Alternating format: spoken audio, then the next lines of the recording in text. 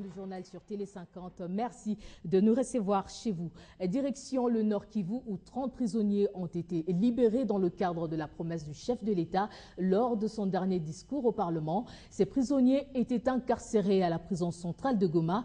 Un moment de joie pour ces derniers qui ont retrouvé leur famille. C'était en présence du gouverneur du Nord Kivu, Julien Paluku, et plusieurs autres autorités provinciales. Regardez.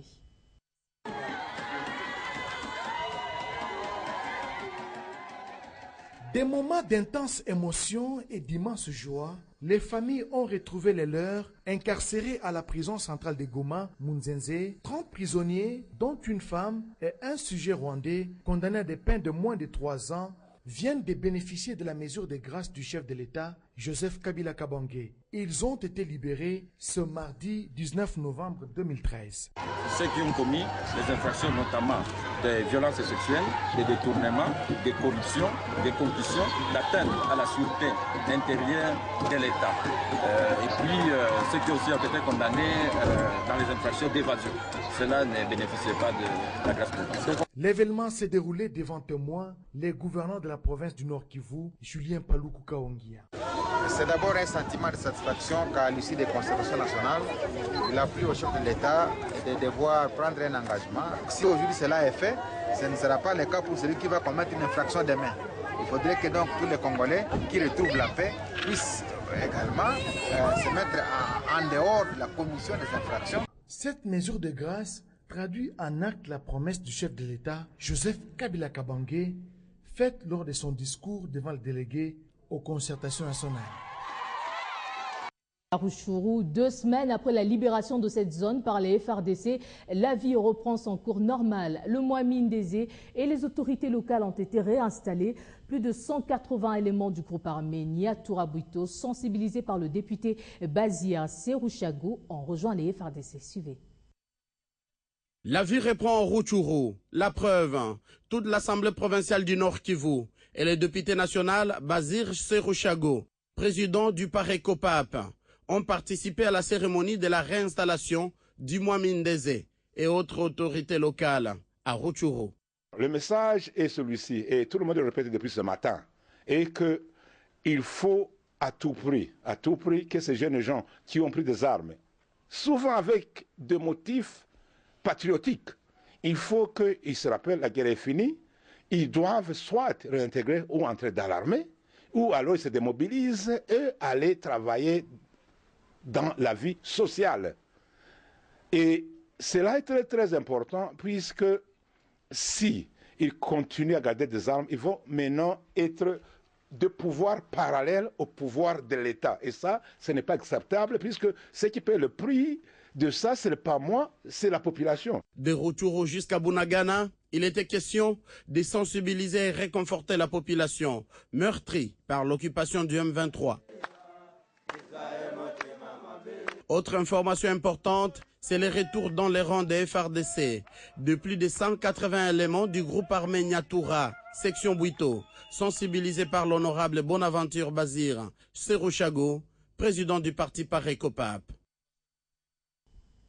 Révolution de la modernité, le chef de l'État Joseph Kabila a inauguré ce mardi le siège social de l'Office de gestion de fret multimodal GEFREM. Les travaux ont été effectués par l'entreprise chinoise Zhengwei sur une durée de 17 mois. Au total, 8 millions de dollars américains ont été investis pour la construction de cet immeuble de 10 niveaux qui arrive après 53 ans d'existence de l'entreprise.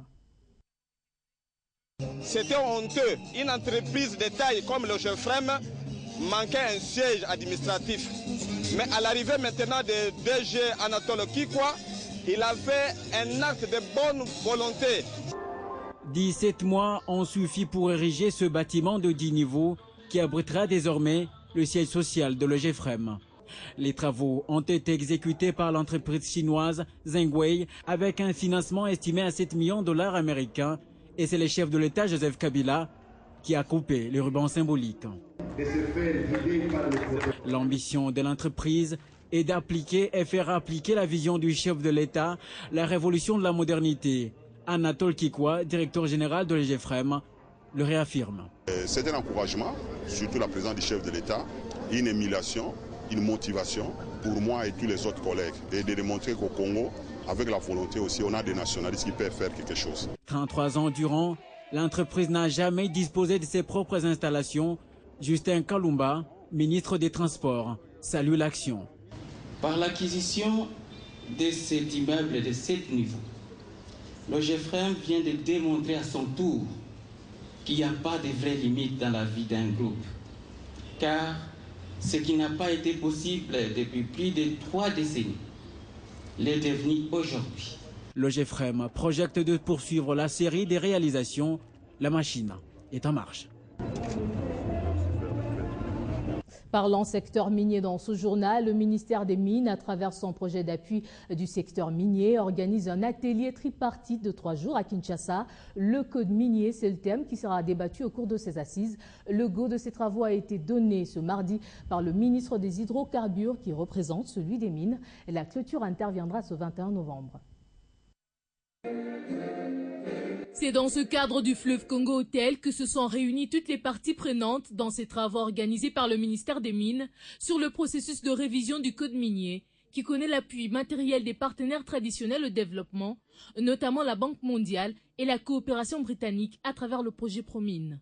Cet événement appelé de tous ses vœux par le président de la République, chef de l'État, est la traduction concrète de la volonté politique à son plus haut niveau de faire participer tous les secteurs impliqués dans le secteur minier à la révision du code minier afin de rendre le processus de cette retouche non opaque, participatif et consensuel.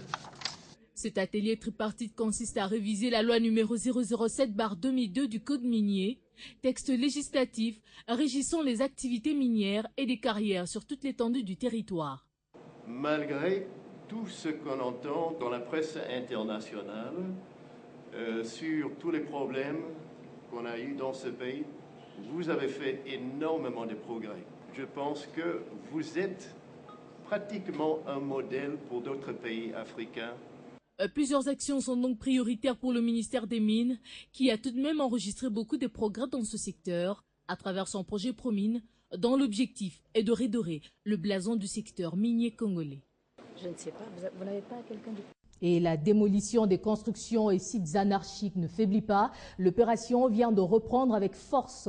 Plusieurs sites sont visés pendant cette semaine. Il s'agit particulièrement de celui qui entoure l'Université pédagogique nationale. Par ailleurs, le ministre des Affaires foncières, Robert Mbouinga, a présenté auprès des membres de son administration le nouveau conservateur de l'ONU accrédité en RDC. Après 3 semaines de repos, les bulldozers de l'hôtel de ville de Kinshasa vont reprendre leur action et plus rien ne résiste désormais à ces engins qui rasent ce qui est hors norme.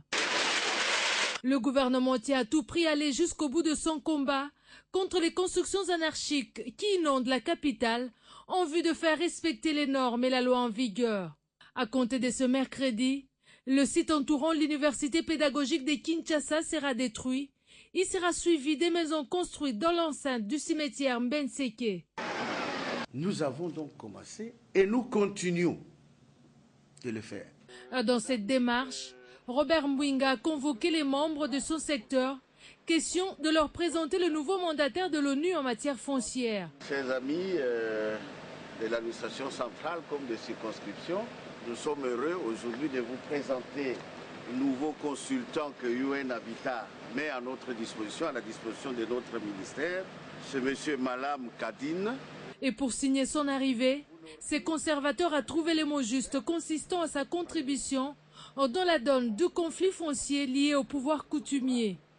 Je viens ici pour, d'une part, apporter, n'est-ce pas, les expériences que j'ai suivies un peu partout en Afrique pour prendre en charge les conflits fonciers.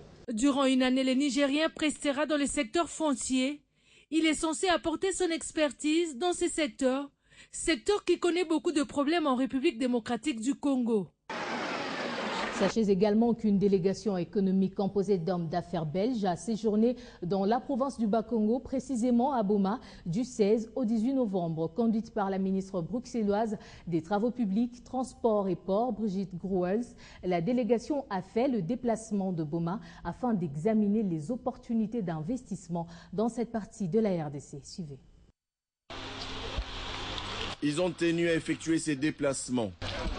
Accompagnés de l'administrateur directeur général de la Société commerciale des transports et des ports, ces hommes d'affaires ont à Boma, première étape de leur mission, visité les installations du chantier naval ainsi que celle du port international de l'ancienne ville de Vivi.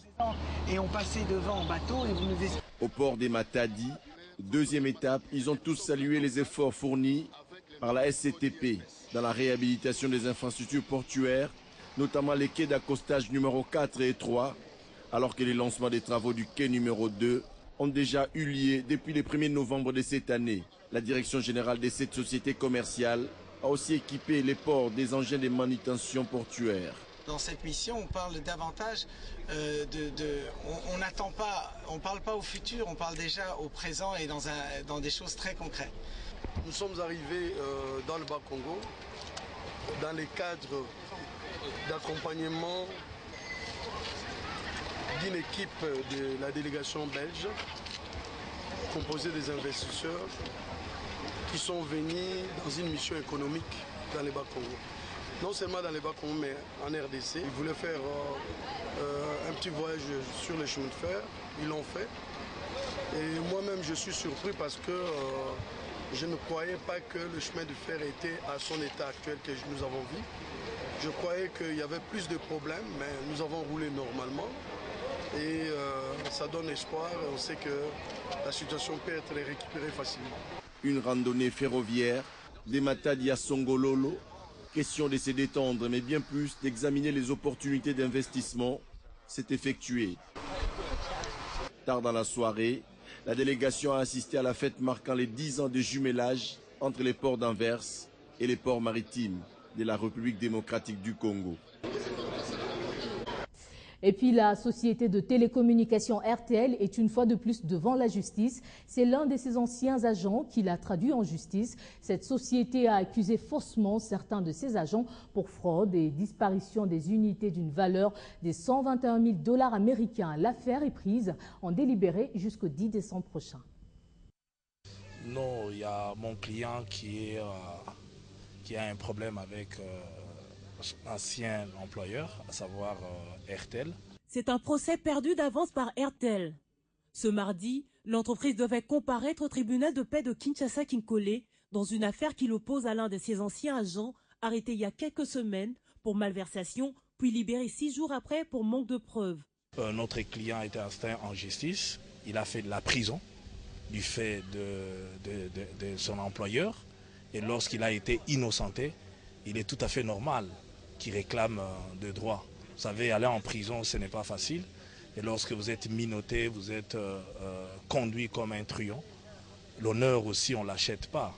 C'est donc cet agent qui, à son tour, a saisi la justice pour accusation calomnieuse, préjudice subi pendant les 6 jours d'incarcération, des dommages pour lesquels il exige désormais réparation de la part de son ancien employeur. Quand on vient devant la justice, on pense toujours qu'on a raison. Mais c'est au juge de pouvoir trancher.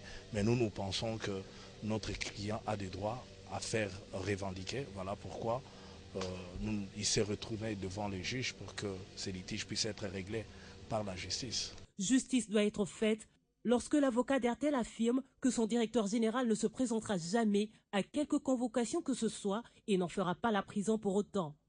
L'affaire, signalons-le, a été prise en délibéré jusqu'au 10 décembre prochain. On se quitte avec du sport. La Ligue nationale de football vient de sanctionner le DSMP et l'équipe de Sangabalende des suites des incidents survenus lors de leur opposition dimanche dernier au Stade des Martyrs. Match comptant pour la 4e journée de la Division 1. Si Sangabalende ne doit que payer les amendes des suites des préjudices causés lors de cette confrontation, le DSMP, lui, paye lourd le comportement de ses supporters avec notamment le forfait lui infligé par la commission de discipline et compétition de l'Alina Foot.